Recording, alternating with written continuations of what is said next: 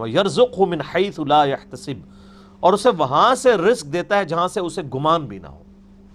ہائے ہائے ہائے، رزق میں صرف دنیاوی جو ہم مال دولت اس کو ایک رزق سمجھتے ہیں، یہ ایک رزق کا بالکل چھوٹا سا ٹوٹا ہے۔ اس سے بڑا رزق اللہ تعالیٰ ہمیں دے رہا ہے جس کی طرف ہماری توجہ نہیں ہے، اور وہ رزق ہے ہماری صحت۔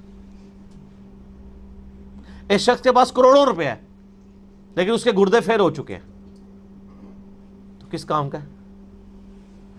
ایک بندے کے پاس اربوں روپے ہے لیکن اسے معدے کا السر ہے، وہ چاٹ نہیں کھا سکتا، وہ گول گپے نہیں کھا سکتا، وہ بریانی نہیں کھا سکتا، چاہے اس کے جتنے مرضی ہوٹل ہو۔ تو دنیاوی مال و دولت کا آ جانا صرف یہ رزق میں سے، میں نے کہا یہ بالکل چھوٹا سا جز ہے،